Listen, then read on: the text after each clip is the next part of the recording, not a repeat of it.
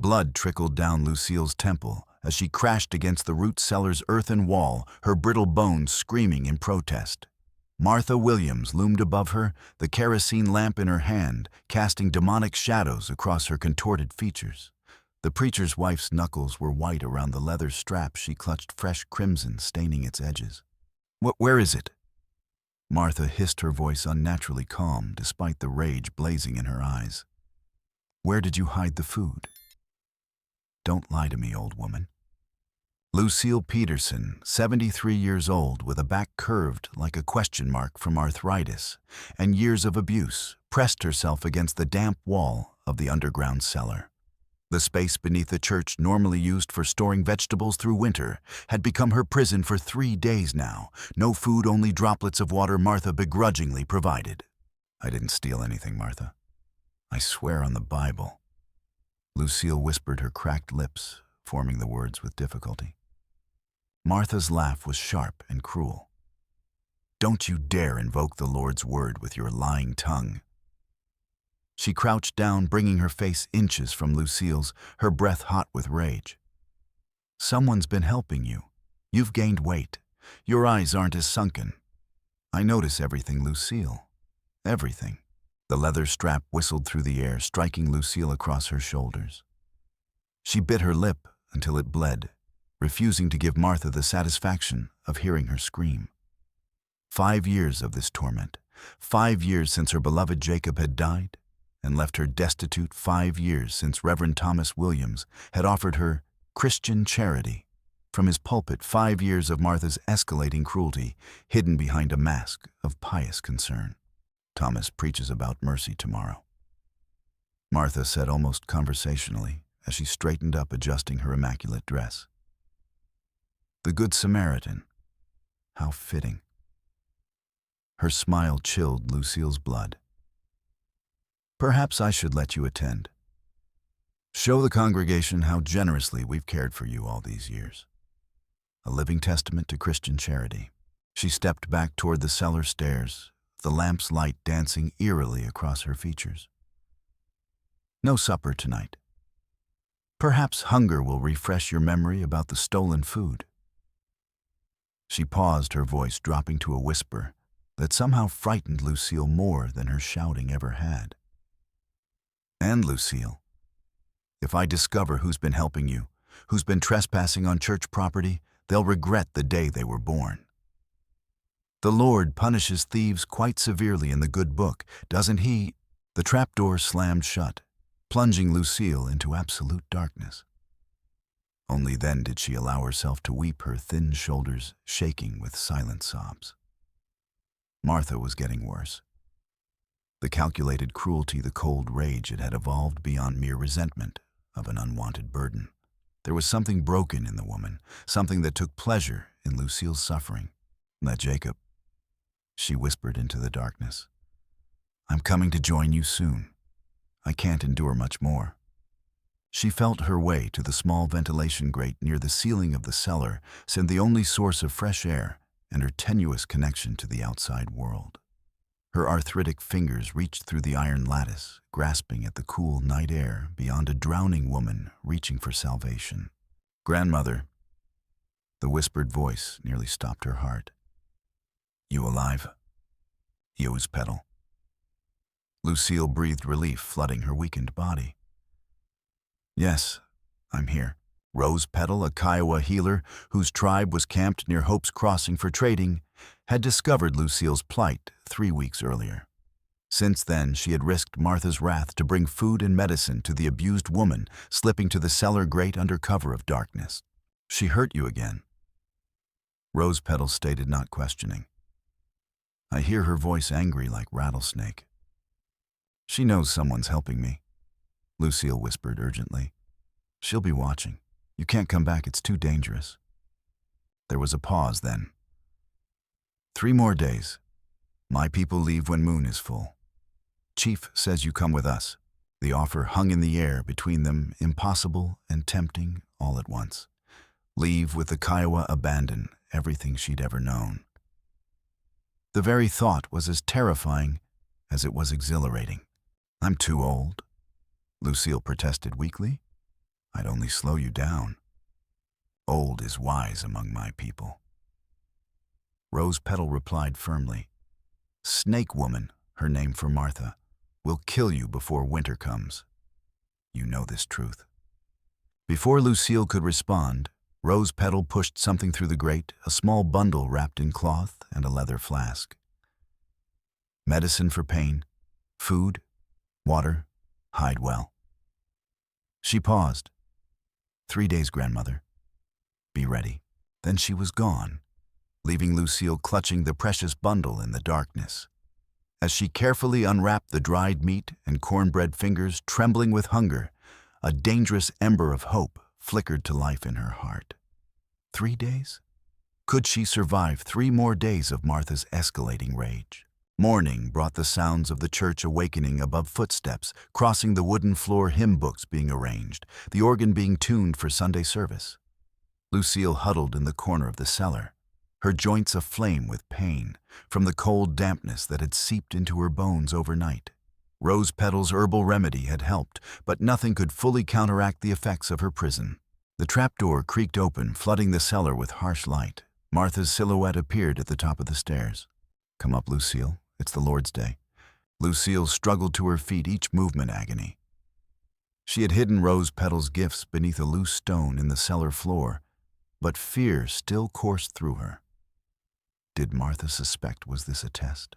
As she reached the top of the stairs, Martha seized her arm in a bruising grip. You'll attend service today. Sit in the back, smile. And if anyone asks how you are, you'll tell them you're blessed to be under our care. Understand? Lucille nodded, keeping her eyes downcast as Martha had trained her to do. The preacher's wife examined her critically, noting the dirt smudging her threadbare dress, the wild disarray of her silver hair. You're filthy. Martha sneered.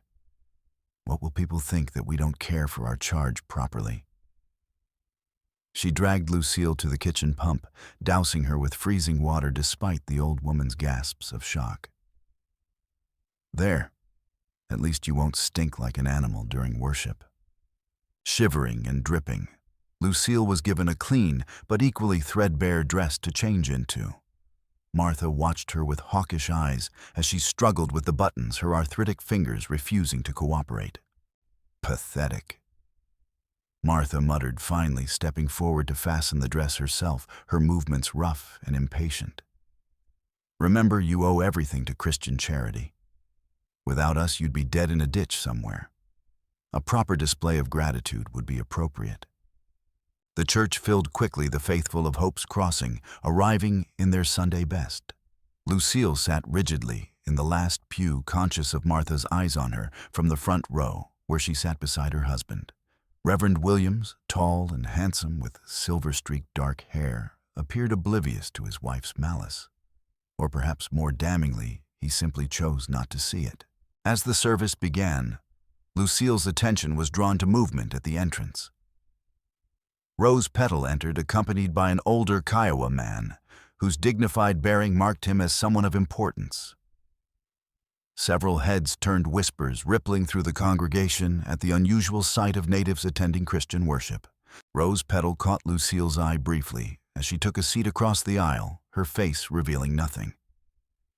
But the message in her dark eyes was clear. Hold on. 3 more days. Reverend Williams' sermon that morning focused on the Good Samaritan, his rich voice filling the small church as he spoke of compassion towards strangers and the Christian duty to aid those in need.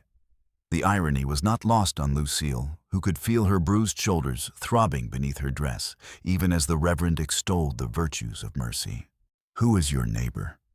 He thundered from the pulpit. Anyone who suffers, anyone who needs aid when others turn away. From her place in the front pew, Martha nodded in pious agreement, her face a mask of serene devotion. Lucille marveled at the woman's ability to compartmentalize, to believe herself a good Christian woman, while systematically torturing an elderly woman under her care.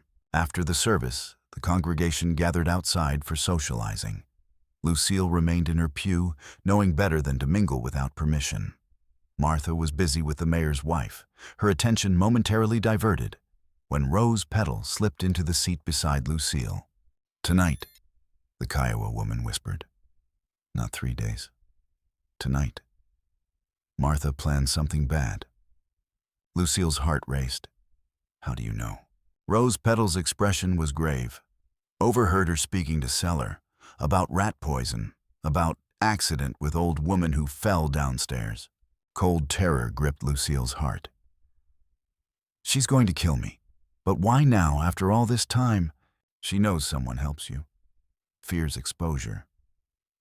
Rose Petal glanced toward Martha, who was still engaged in animated conversation.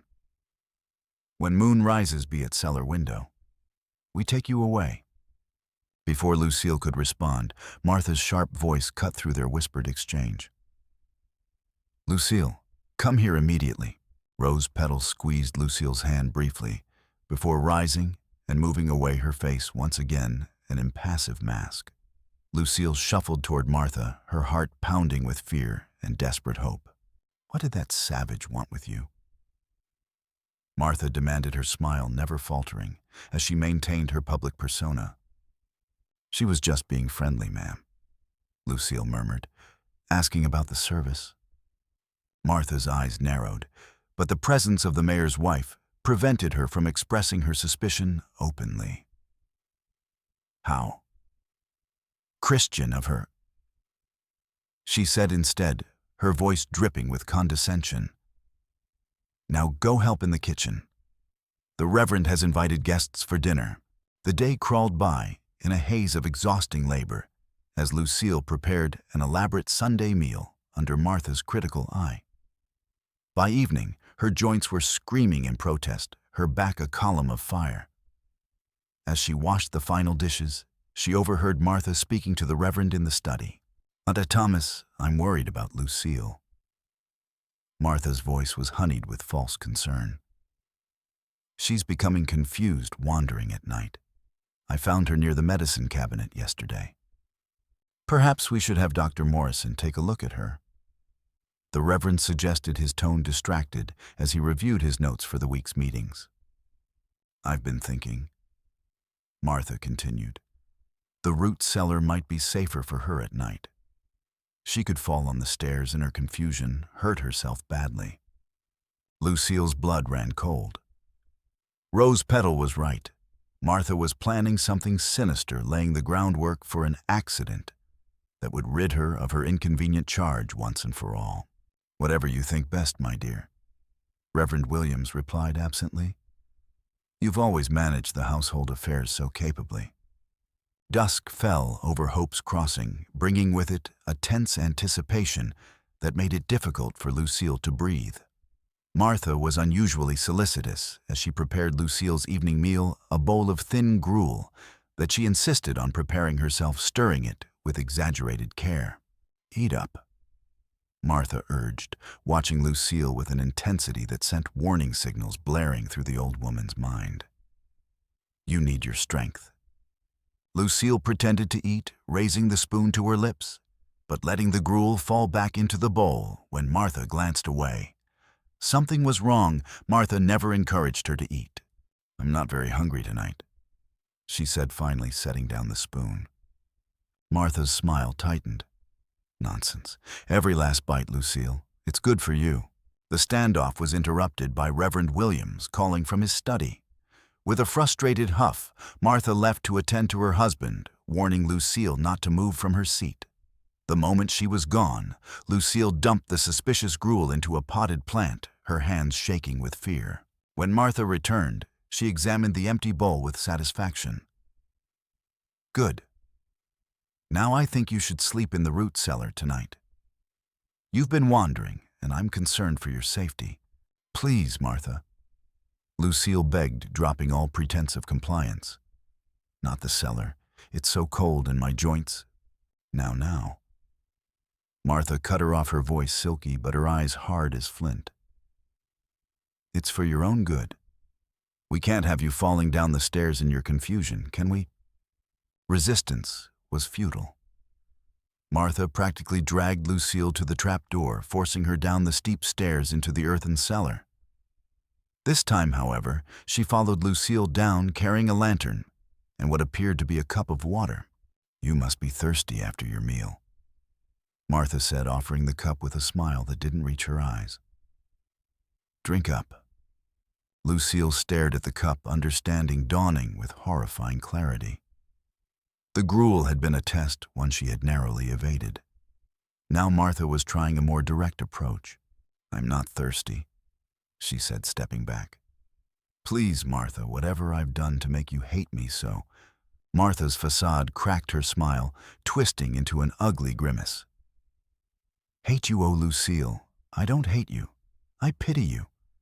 A useless, burdensome old woman with no purpose but to consume resources better spent on deserving souls." She thrust the cup forward. "Drink it. One way or another, you'll drink it." In that moment, something shifted in Lucille, a lifetime of compliance, giving way to the primal instinct for survival. With strength born of desperation, she knocked the cup from Martha's hand, sending it crashing against the cellar wall. Martha's face transformed with rage. "You ungrateful hag." She lunged forward, hands outstretched toward Lucille's throat. "After everything we've done for you." Lucille scrambled backward, stumbling over root vegetables stored in the corner. Martha pursued her all pretense of Christian charity, abandoned as she cornered the older woman against the earthen wall. "No one will miss you." Martha hissed, her fingers closing around Lucille's throat. "They'll believe whatever I tell them, that you wandered off in your senility, that you fell, that your old heart simply gave out. My husband believes whatever I say. The whole town does." Black spots danced before Lucille's eyes as Martha's grip tightened. With her last conscious thought, she reached blindly for anything to defend herself. Her fingers closed around something solid, a preserved butternut squash from the harvest. With all her remaining strength, she swung it against Martha's temple. The preacher's wife staggered backward, momentarily stunned. It was enough. Lucille scrambled toward the ventilation grate, gasping for air, her throat burning. "Rose petal," she croaked, praying the Kiowa woman was already waiting as promised. "Help." Martha recovered quickly, fury contorting her features into something barely human. "Your savage friend can't help you now," she snarled, advancing again. "No one can." But a shadow fell across the grate, and Rose Petal's voice came urgently. "Move back from grate, grandmother."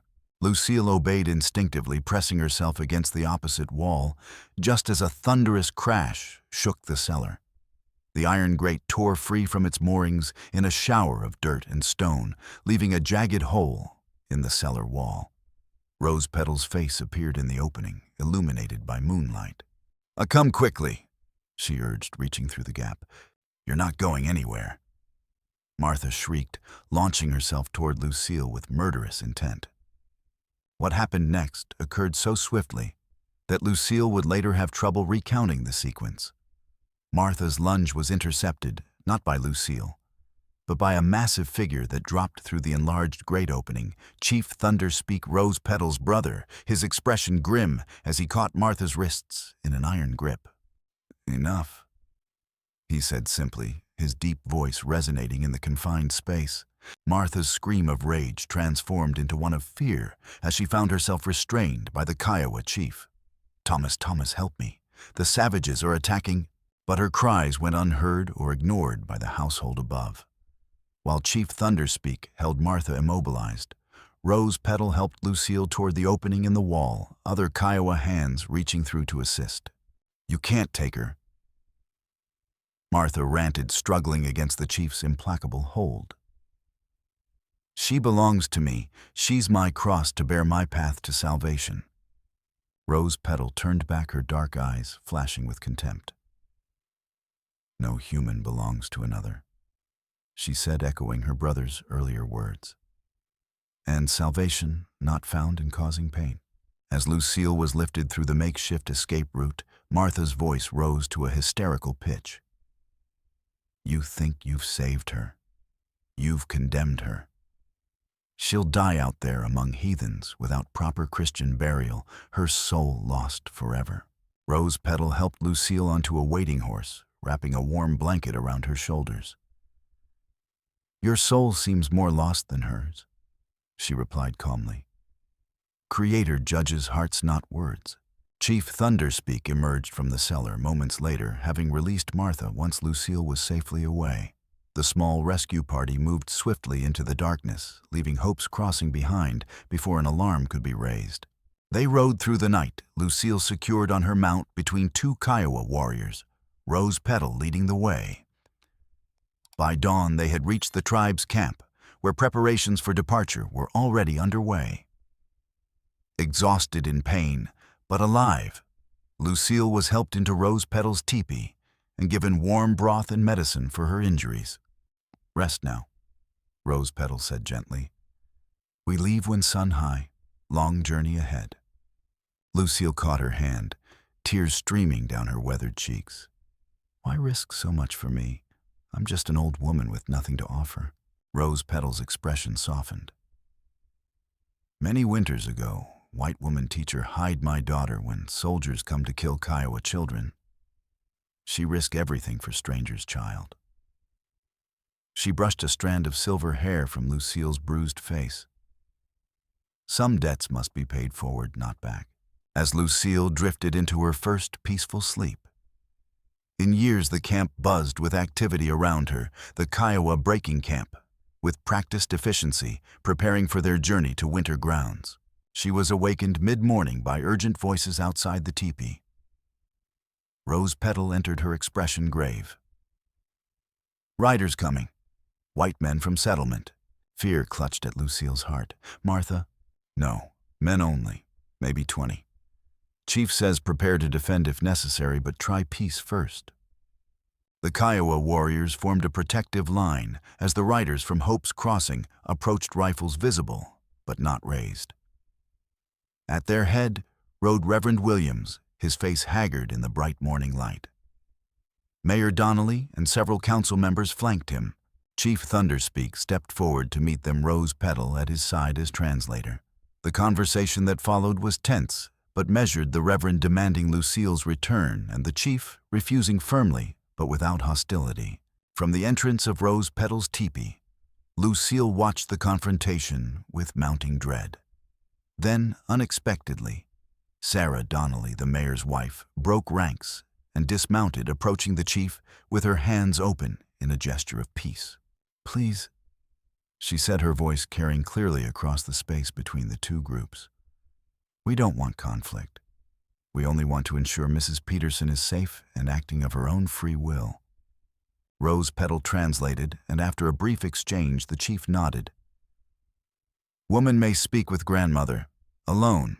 Sarah was escorted to the teepee, her expression shifting from concern to shock, as she took in Lucille's condition, the bruises on her throat, the half-healed cuts on her hands, the bone-deep exhaustion etched in every line of her face.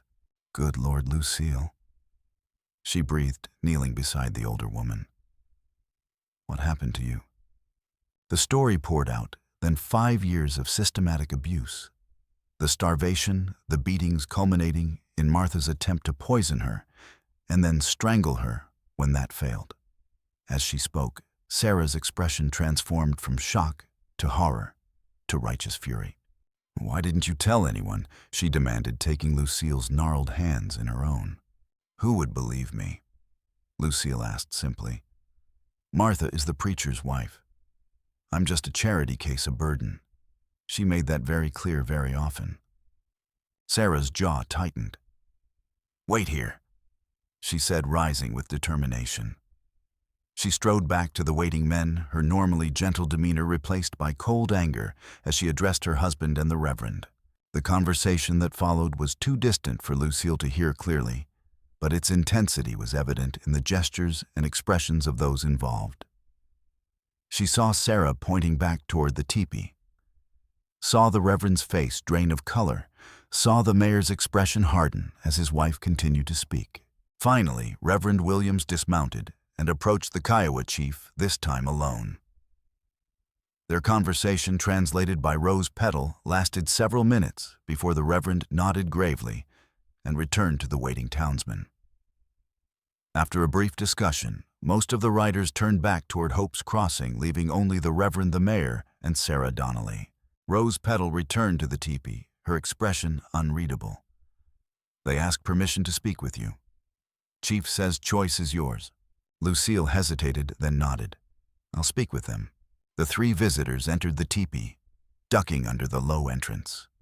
In the confined space, Reverend Williams seemed diminished somehow, his commanding presence reduced by the weight of what he had learned. Lucille, he began, his voice strained. Is what Mrs. Donnelly tells me true? Has my wife been?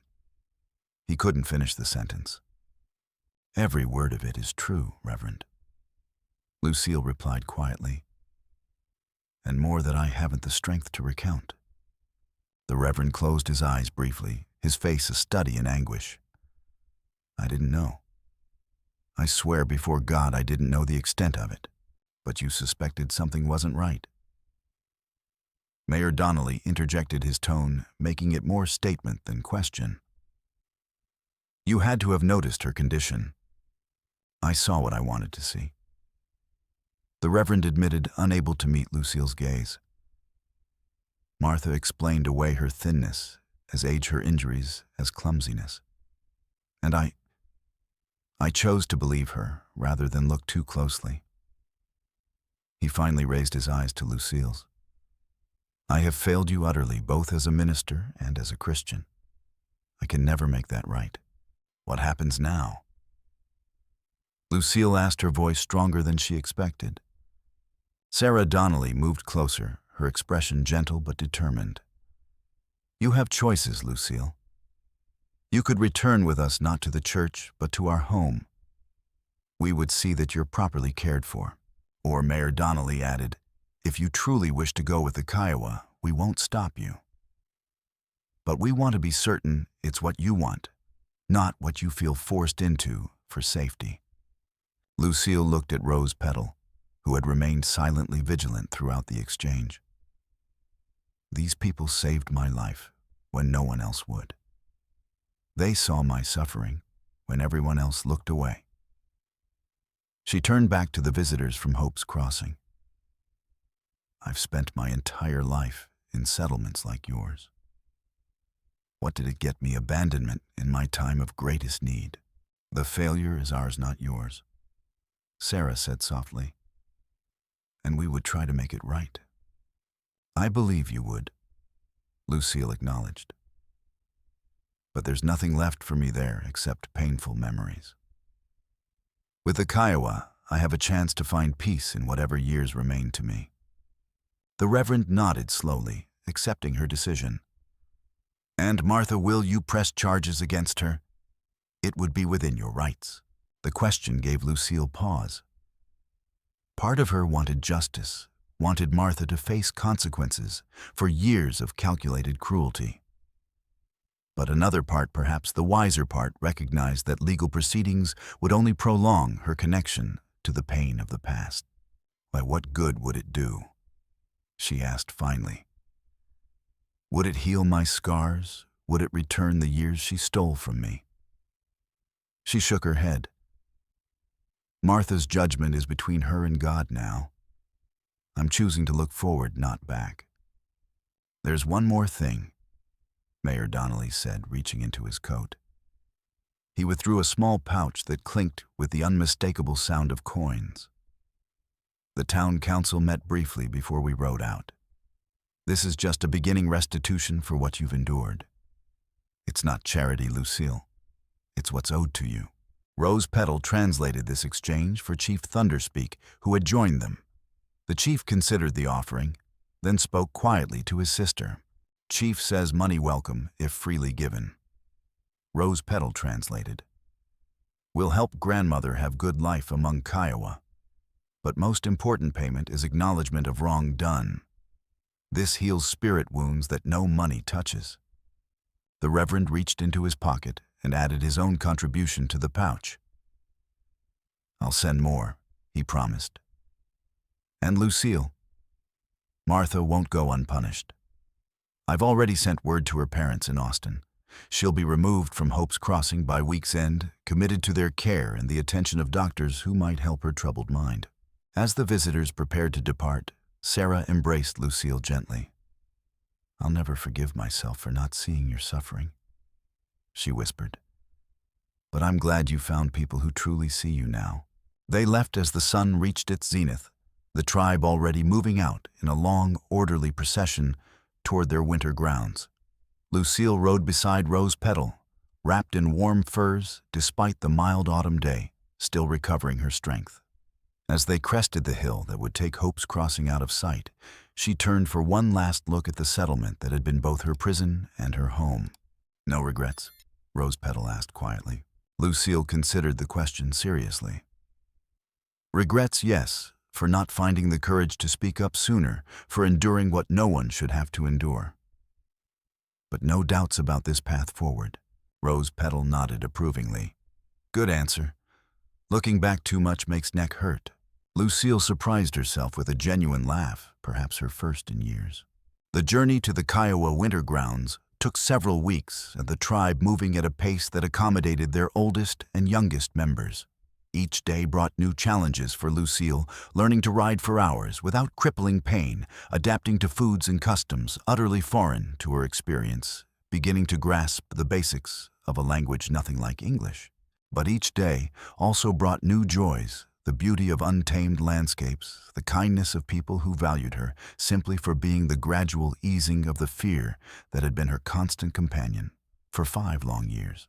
Rose Petal's niece, Morning Bird, appointed herself Lucille's personal teacher, patiently explaining Kiowa ways and laughing good-naturedly at Lucille's inevitable mistakes.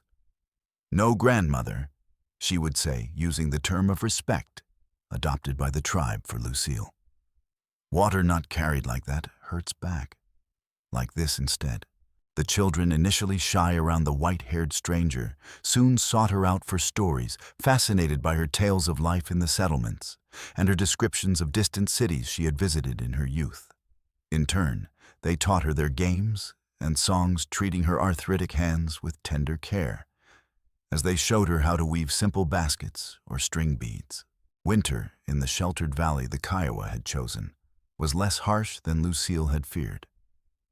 Her teepee, shared with Rose Petal and 2 younger women, was kept warm by a central fire and the smoke escaping through an adjustable opening at the top.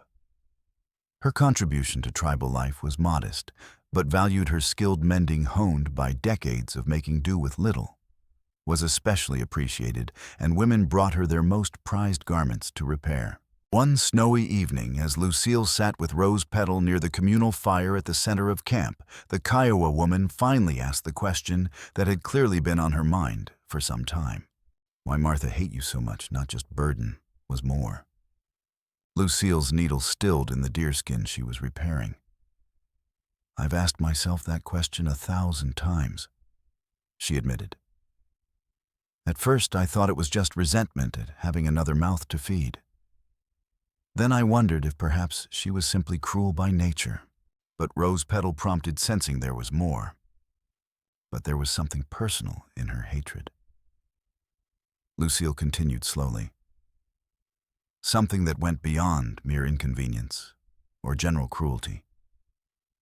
"I finally understood it one night when she'd had too much communion wine. She came to the storage room where I slept and just talked. Not to me, really. Almost to herself. She set aside her sewing, the memory vivid, despite the years that had passed. She spoke about her mother, a hard, pious woman who never showed affection, who measured Martha's worth by how perfectly she maintained their home, how flawlessly she presented herself to the community. Nothing was ever good enough. Every failing was punished, every success dismissed as merely meeting expectations. Rose Petal nodded slowly, understanding dawning in her eyes. "She become what hurt her." "Yes," Lucille agreed softly. "But worse because she had a choice. We all do."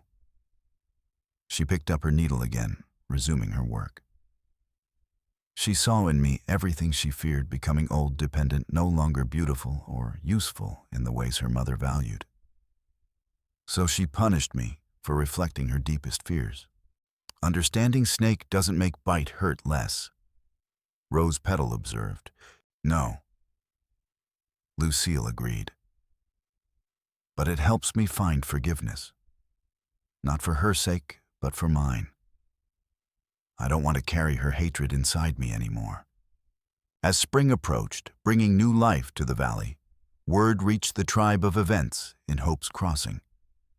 A trader who traveled between settlements brought news that Martha Williams had not as planned been sent to her parents in Austin. Instead, she had taken her own life, hanging herself in the church attic the very night after Lucille's escape, leaving behind a rambling letter accusing the entire town of conspiring with savages to undermine her Christian household. Reverend Williams, devastated by his wife's death and his own failure to recognize her instability, had resigned his position and left Hope's Crossing to work with frontier missions.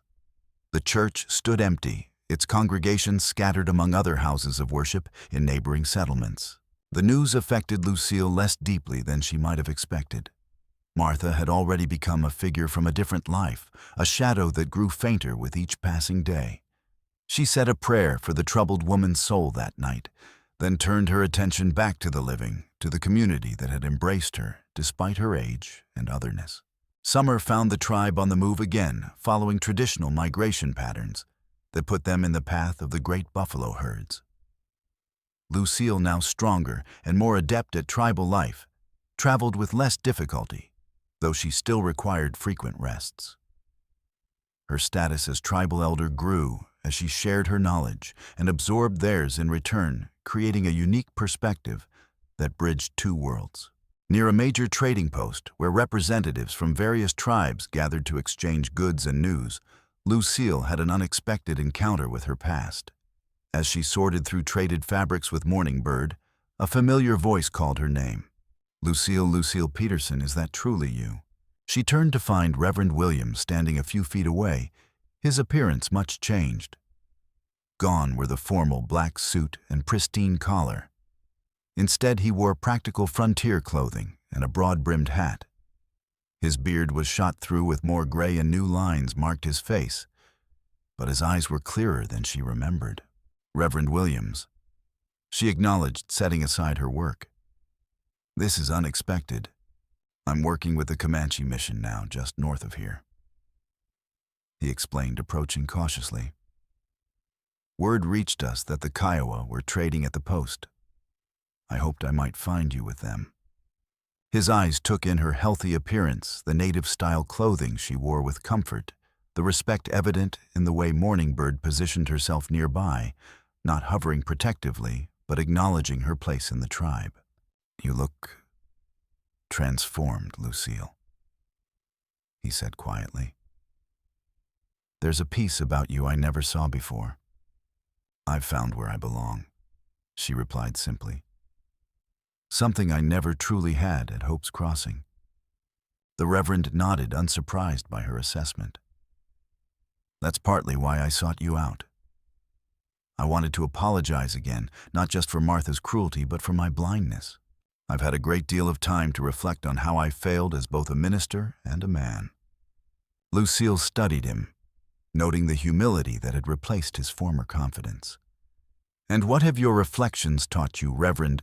That true Christianity isn't found in sermons or church buildings or even in Scripture alone, but in how we treat the most vulnerable among us. He gestured to the bustling trading post where people of different races and tribes mingled with relative harmony. That God's family is far larger and more diverse than I ever acknowledged from my pulpit, and that sometimes those we dismiss as heathens understand divine love better than those who claim to preach it. Important lessons, Lucille agreed, though the learning came at a high price for some of us. He flinched slightly at that, accepting the gentle rebuke. Indeed it did. Which brings me to my second reason for seeking you out. From his satchel, he withdrew a small leather pouch that clinked with the unmistakable sound of coins. The church building has been sold. The congregation voted unanimously to give you the proceeds as additional restitution. It's a considerable sum. Lucille looked at the pouch, then at Morningbird, who had been listening intently despite not understanding all the English words exchanged. The younger woman's expression was curious, but not greedy. The Kiowa relationship with wealth was fundamentally different from white society's obsession with accumulation. "What would you have me do with such money out here?" Lucille asked, not unkindly. "Yet, I won't refuse it. Not for myself, but for the people who saved me when no Christian would." She accepted the pouch, feeling its substantial weight. "This will buy medicines we can't make, tools that make life easier, blankets for the winter. It will serve the entire tribe, not just me." The Reverend's expression reflected both surprise and admiration. "You've truly found a new way of thinking." "I've found clarity," she corrected gently. "The kind that comes from nearly dying and being offered a second chance at life." She studied his face, noting the genuine regret etched there. "What of you, Reverend? Have you found peace since Martha's passing?" Pain flickered across his features. "Not peace, not yet. But purpose, perhaps. The mission work is challenging, humbling. I'm learning far more than I'm teaching." He hesitated, then added, "There's something else you should know. Something I discovered after Martha was gone." Lucille tensed slightly. "What is it?" "When we cleared out the parsonage, we found a small locked chest in the attic. Inside were..." He paused, visibly struggling with his words. "There were mementos, locks of hair, small personal items, a journal." "I don't understand," Lucille said, though a chill ran down her spine. "Martha had been hurting people for years, Lucille. Long before you came to us. Servants, primarily. Vulnerable women with nowhere else to go." His voice dropped to barely above a whisper. 3 died under our roof before you arrived. Consumption was listed as the cause, but her journal... She took pride in how slowly she could...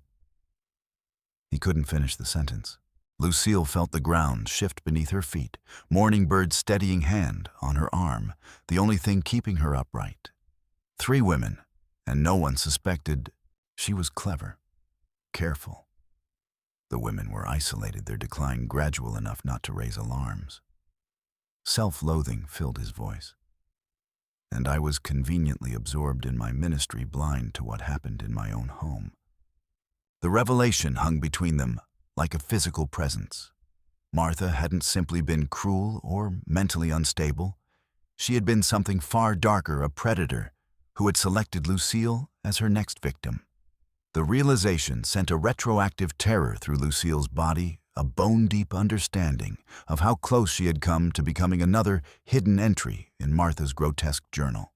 "The authorities," she managed to ask, "have been informed. The families of the women notified. It's all been terribly quiet, the town's reputation, you understand." Bitterness tinged his words. "Even in death, appearances matter more than truth." Morningbird, sensing Lucille's distress without understanding its cause, moved closer protectively. Lucille patted the younger woman's hand reassuringly before addressing the Reverend again. "Thank you for telling me," she said finally. "Terrible as it is, it helps me understand that what happened wasn't about me at all. I was just convenient." "You were strong enough to survive her," the Reverend corrected. "That's no small thing, Lucille. The others, they had no rose petal to see their suffering, no one to intervene before it was too late." As the Reverend took his leave, promising to visit again, when his work brought him to the region, Lucille remained thoughtful. The knowledge of Martha's true nature, not merely cruel but murderous, should have been devastating. Instead, it brought a strange sort of closure. The evil she had endured hadn't been her fault, hadn't been deserved or invited. It had been the calculated action of a deeply disturbed woman, who had targeted others before her, and would have continued had she not been exposed. That evening, as the tribe gathered around the communal fires for their evening meal, Chief Thunderspeak called for attention. Through Rose Petal's translation, he acknowledged the gift from the white settlement, praising Lucille's generosity in sharing it with the tribe rather than keeping it for herself. Then, to her astonishment, he announced that a portion would be set aside for a special purpose, creating a permanent shelter near the trading post where abused women of any race could find refuge and healing. Grandmother's pain transforms to others' salvation. Rose Petal translated as the chief looked directly at Lucille. This is strongest medicine to make meaning from suffering. Tears filled Lucille's eyes as the tribe murmured approval of the chief's decision. The idea that her experience, terrible as it had been, might now prevent others from suffering a similar fate or worse, the fate of those unknown women who had died under Martha's care, gave her own survival a purpose she had never anticipated.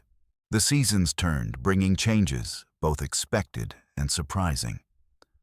Lucille's position within the tribe evolved from curiosity to valued elder, her unique perspective bridging cultures in ways that benefited everyone. She became particularly skilled at negotiating with white traders, her understanding of both worlds, ensuring fair exchanges where misunderstandings might otherwise have led to conflict. Morning Bird married and named her first daughter Little Lucille, an honor that brought tears to the old woman's eyes. The child grew attached to her namesake, following her everywhere and insisting on learning all the grandmother stories that blended biblical parables with Kiowa legends in Lucille's unique storytelling style. 3 years after joining the tribe, Lucille awoke one crisp autumn morning to find Rose Petal had passed peacefully in her sleep. The grief was profound, but the Kiowa way of honoring death, celebrating the life lived rather than only mourning its end, helped Lucille through her sorrow. She took comfort in continuing Rose Petal's work as a mentor and wisdom keeper, if not her role as a healer for which Lucille lacked the lifelong training. The refuge near the trading post became a reality, a simple but sturdy structure staffed by a rotating group of women from various tribes, with occasional assistance from sympathetic white missionaries, including Reverend Williams. Word spread quietly among vulnerable women, both native and settler, that there was a place of safety where they could recover their strength and dignity before choosing their next steps. Some returned to their communities. Others, like Lucille, found new beginnings among people who valued them for who they were, rather than what they could provide. As Lucille's 80th winter approached, she began to feel the natural slowing of her body, the gradual preparation for the final journey all humans must take. Her mind remained sharp, but her steps grew slower, her breathing more labored. The tribe adjusted their pace accordingly, honoring her need for more frequent rests, without making her feel like a burden. One evening, as she sat outside her teepee, watching the sunset paint the prairie in gold and crimson, Chief Thunderspeak joined her, his own face now deeply lined with age. They sat in companionable silence for a time, each lost in their own thoughts. "You brought good medicine to our people-wise hands," he said finally, using her Kiowa name. "Not just wisdom, but bridge between worlds. Children who never knew life in white settlements understand better because of you. Your people gave me far more than I could ever return." Lucille replied softly. "You saw value in an old woman when others saw only burden. You offered dignity when I had known only humiliation." The chief nodded thoughtfully. "In old days, Kiowa and white man fought much, killed, hated. But you show different way possible. One person at time hearts can change." Later that night, as little Lucille, now 7 years old, sat beside her, learning to knit in the white woman's style, she asked suddenly, "Grandmother, are you white or Kiowa?" Lucille paused, considering the child's question, with the seriousness it deserved. "I was born white," she said finally. But I will die, Kiowa. The Creator knows our hearts, not just our skin. The child nodded, satisfied with this answer, and returned to her knitting. When winter came, it brought heavy snows and bitter winds that tested even the hardiest members of the tribe. Lucille developed a cough that Rose Petal's remedies, now prepared by Morningbird, using her aunt's teachings, couldn't quite dispel. She knew with the calm certainty of the very old that her time was growing short. One clear, cold night, as stars blazed overhead like distant campfires, Lucille called the tribe's storytellers to her teepee. Too weak now to sit up for long, she reclined on her sleeping robes. Little Lucille curled at her side as she shared what she considered her final gift to the people who had become her family. These are the stories of two worlds. She began, her voice thin but clear. The world I was born to, and the world that adopted me in my final years. Both hold truth, both hold wisdom, both hold error. Learn from all, judge none.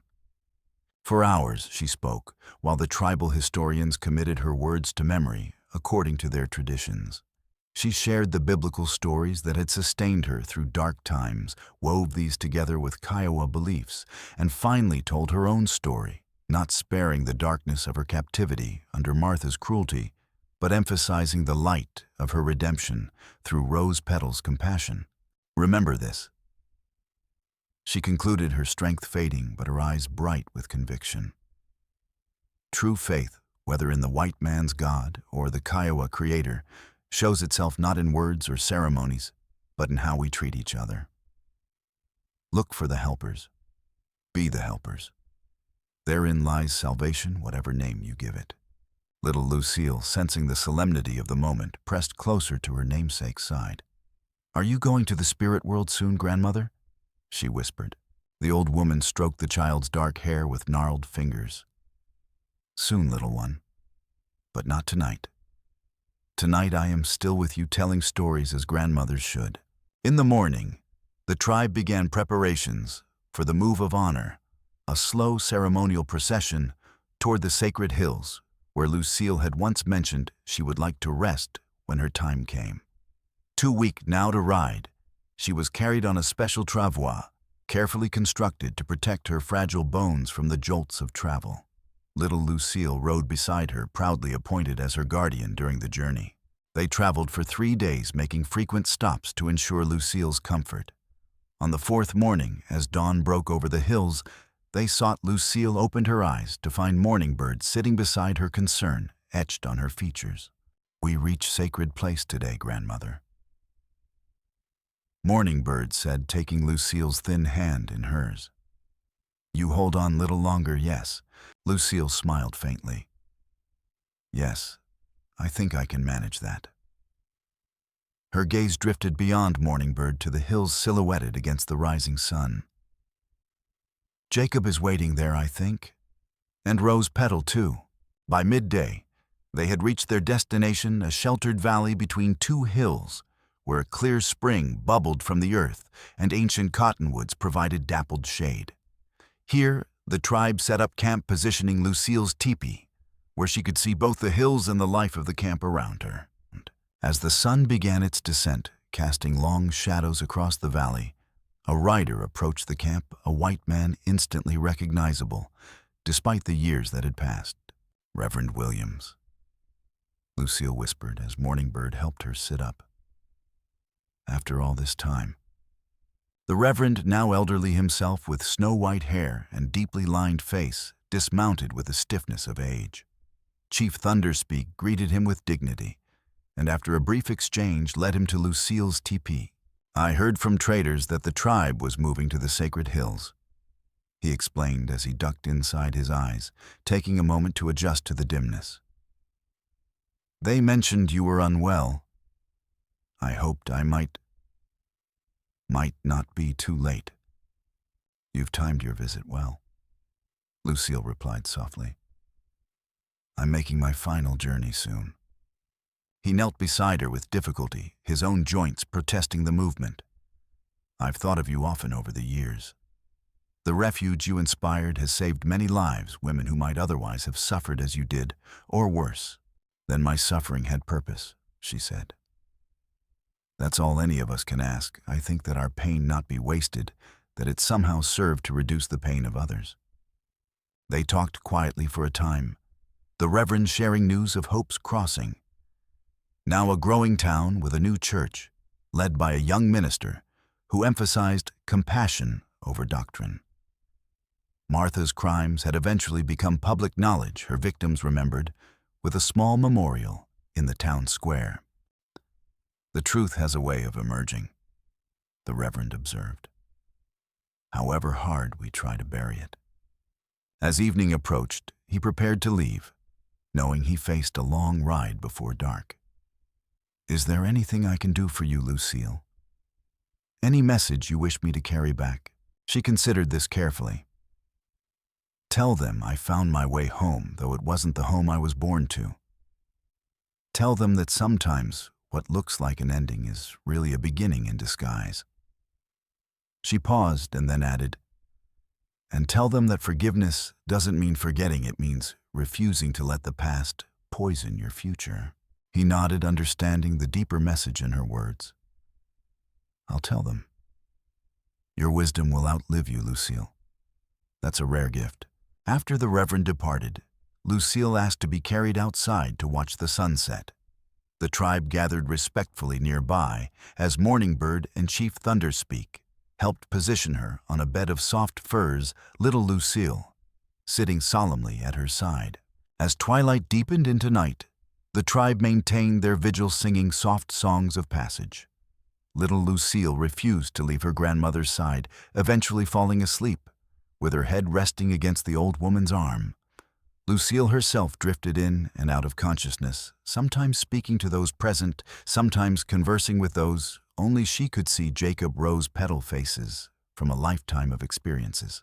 Near midnight, with the moon high overhead, painting the valley in silver light, she beckoned Morningbird closer. My story ends well, she whispered. Remember that when you tell it. Not the suffering, but the redemption. Not the cruelty endured, but the kindness found. Her gaze moved to little Lucille, sleeping peacefully beside her. Teach her to look for helpers. To be a helper. That's how we change the world, one act of mercy at a time. With these words, Lucille Peterson, born to white settlers, reborn among the Kiowa, took her last breath. Her face in death held a serenity that spoke of a soul at peace, a journey completed with dignity. The Kiowa mourning ceremonies lasted 3 days, honoring their adopted elder with all the rituals accorded to their most respected members. Little Lucille, guided by her mother, placed Lucille's few personal possessions in her grave. The Bible Reverend Williams had given her, now filled with pressed wildflowers and notes in her spidery handwriting. The knitting needles she had used to teach a new generation. The medicine pouch Rose Petal had first brought to ease her pain. When spring came again to the sacred hills, wildflowers bloomed on Lucille's grave, a riot of color, marking where an extraordinary woman had found her final rest. The tribe, continuing their seasonal migrations, made a point to visit the site each year, bringing little Lucille to hear again the story of her namesake. In time, that story spread beyond the Kiowa, carried by traders and travelers to other tribes and settlements. It became legend, the tale of wise hands, who bridged two worlds not through conquest or conversion, but through simple human dignity and the universal language of kindness. A reminder that true faith manifests not in righteous words, but in merciful deeds, and that even the most damaged spirit can find healing when seen, truly seen through eyes unclouded by prejudice. And in the town, once known as Hope's Crossing, now a growing community with a different name and different values, a small plaque hung in the new church, bearing words attributed to LP, elder of 2 tribes. Look for the helpers. Be the helpers. Therein lies salvation.